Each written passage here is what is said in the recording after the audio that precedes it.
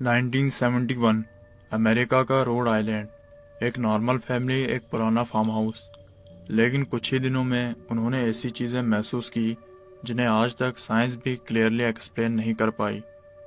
दिसंबर साल 1970 में जब पैरॉन फैमिली इस पुराने फार्म हाउस में शिफ्ट हुई तो उन्हें बिल्कुल अंदाज़ा नहीं था कि आने वाले 10 साल उनकी ज़िंदगी का सबसे डरावना हिस्सा बनने वाला है।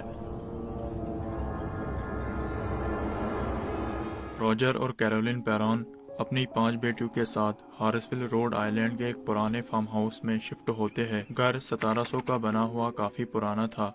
शुरुआत में सब कुछ नॉर्मल था, लेकिन धीरे धीरे फैमिली ने अजीब चीज़ें नोटिस करना शुरू की। घर में अजीब आवाज़ें, किचन की चीज़ें अपनी जगह से हिलना, दरवाजों का खुद खुलना और बंद होना।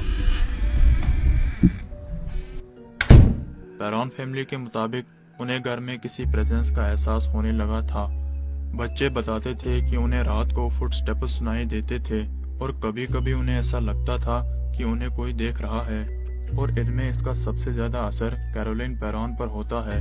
कैरोलिन पैरॉन का यह कहना था कि उनकी बॉडी पर जले हुए निशान अचानक उभरते हैं और कभी कभी उन्हें अजीब सी स्मेल महसूस होती है।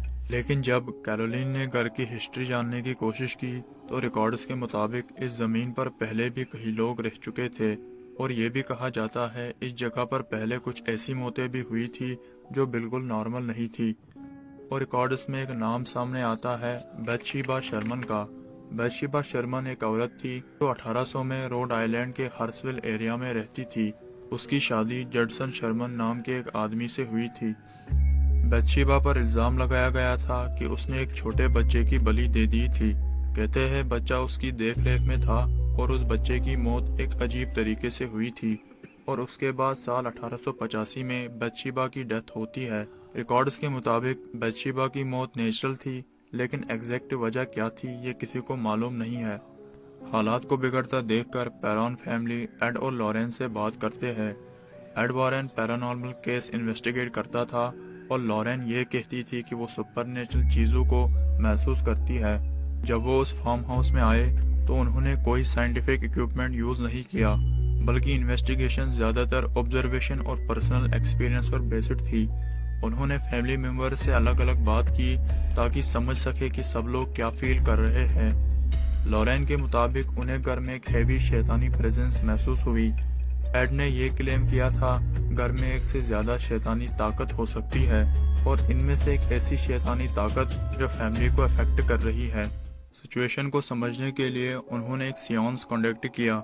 सियांस का मतलब होता है एक ऐसा सेशन जिसमें लोग स्पिरिट से कांटेक्ट करने की कोशिश करते हैं।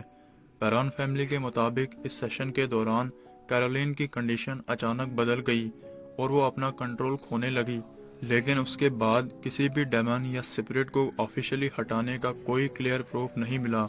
ज्यादातर रिपोर्ट्स के मुताबिक टाइम के साथ सिचुएशन धीरे धीरे कम हो गई और पैरॉन फैमिली ने भी धीरे धीरे इस सब को हैंडल करना सीख लिया और आखिर में पैरॉन फैमिली ने साल 1980 में इस घर को छोड़ दिया।